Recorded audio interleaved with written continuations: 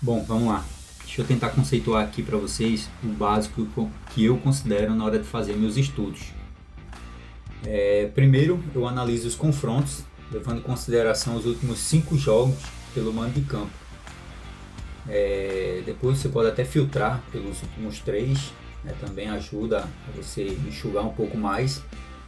Eu avalio o momento dos times e seus objetivos no campeonato, às vezes se estão brigando ali por alguma coisa na parte de cima da tabela, uma vaga no Sul-Americana, Libertadores, de repente a briga pelo Brasileirão, ou se estão brigando contra algo,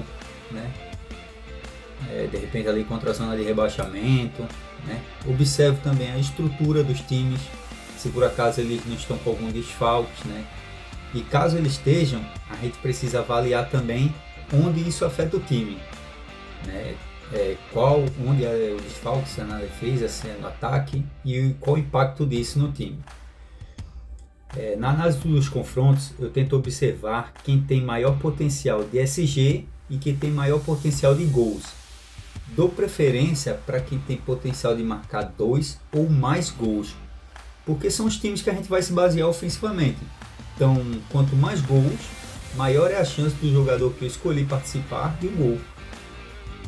Já defensivamente, eu me baseio nos times que têm maior probabilidade de não sofrer gols. A gente tem que dar prioridade aos times que têm probabilidade de segurar o SG. E depois de fazer toda essa análise do confronto, então eu vou fazer uma análise dos jogadores em si. Mas primeiro, a análise do confronto. Agora, rapaziada, partindo para a análise dos jogadores, a parte 2 dos nossos estudos, eu pego os times que eu identifiquei potencial ofensivo e busco fazer um cruzamento de scouts desses jogadores. Nesse cruzamento eu analiso basicamente gols, assistência, expectativas de gols e expectativas de assistências. Analiso se é para meio de campo, se é para atacante, e analiso também para qual quadrante. Lá na Cartomante FC a gente consegue saber em qual quadrante cede e conquista, porque a gente sabe que um atacante ele atua tanto centralizado como aberto nas pontas. Então dá para saber em qual quadrante do campo ali que conquista e que cede. Eu observo também o momento do jogador, a fase dele é muito importante, se ele está numa boa fase ou não. Aí eu pego todos esses jogadores, faço uma listagem, anoto todos. Por muitas vezes sai mais de 3 meias, mais de 3 atacantes, mas mesmo assim eu anoto todos. Eu vou fazer uma filtragem na parte 3 dos estudos. E eu tendo essa lista com todos os nomes anotados, se porventura aconteceria, surgir uma notícia e eu tenho que substituir um jogador, fica mais fácil eu procurar nessa lista um jogador que eu já identifiquei com potencial. Assim eu posso diminuir a chance da minha escolha vir carregada com algum viés cognitivo comportamental. Esse mesmo tipo de separação de jogadores em potencial que eu faço lá na parte ofensiva, eu faço na defensiva. Só que na parte defensiva eu baseio nos times com probabilidade de SG. A diferença é que na parte ofensiva, tanto no meio como no ataque, eu vou analisar gols, assistências, expectativas de gols e de assistências. Já na parte defensiva, eu vou avaliar cada posição de uma forma individualizada, porque tratam de scouts diferentes, por exemplo, para os goleiros, eu vou avaliar as defesas conquistadas e as defesas cedidas pelos adversários. Já nos zagueiros, eu vou avaliar scouts de desarmes conquistados e cedidos. Nos laterais, eu gosto de observar tanto os desarmes como o potencial nas jogadas de ataque. A gente sabe que tem muitos laterais que sobem muito, ou de repente possuem a bola parada, também que é um potencial ofensivo. É interessante também separar nos zagueiros nomes que são bons de bola aérea desses times que têm potencial de SG. Então a gente une o potencial de SG num potencial ofensivo. Daí só após separar todos os nomes, anotar todos que têm potencial, eu parto para a terceira etapa dos estudos, onde eu vou fazer uma filtragem a partir de alguns critérios para decidir quem escalar. Na etapa 3 dos estudos, avalio alguns critérios para filtrar os jogadores e vou empilhando possibilidades.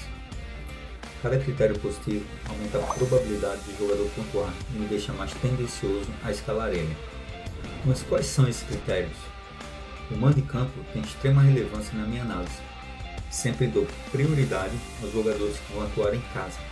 Observe também se há cobradores de bola parada entre os nomes que eu identifiquei, pois aumenta a chance de participação dele em gols.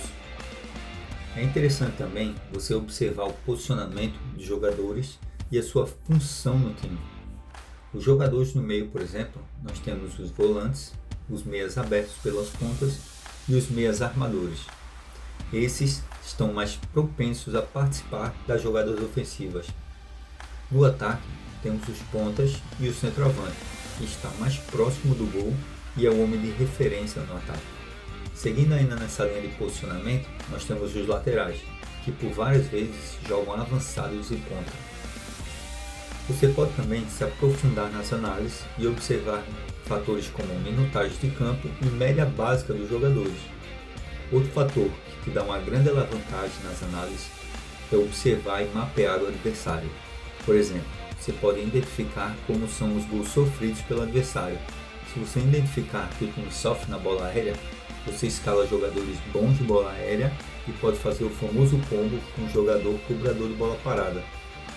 Você pode também identificar que o adversário tem grande fragilidade defensiva por um lado específico do campo, e então identificar um potencial no ataque de ponta.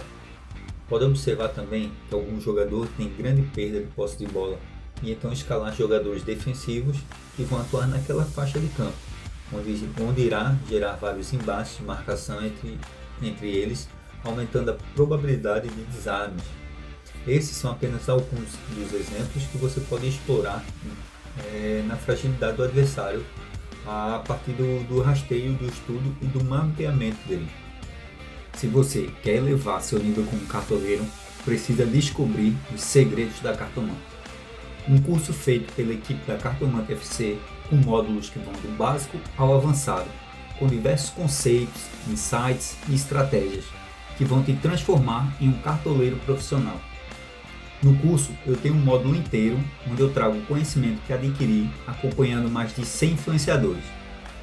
Tem também outros módulos que alguns influenciadores trazem seus conhecimentos. Nomes como o do professor Renato Vargas e do professor Moura vão agregar muito na sua jornada como cartoleiro. Ao adquirir o curso, você ganha também acesso a todas as funcionalidades VIPs da plataforma, por um ano. Afinal, a gente aprende na prática. E na Cartomante você tem acesso a diversos gráficos e tabelas. Tem cobradores de bola parada, tem análise de arbitragem, top 5 por posição, cruzamento de scouts, notícias separadas por clubes e setoristas e muito mais. Se você acha que as dicas vão ajudar você nas suas escalações do Cartola, deixa o like para fortalecer e eu fazer mais vídeos como esse. Tamo junto!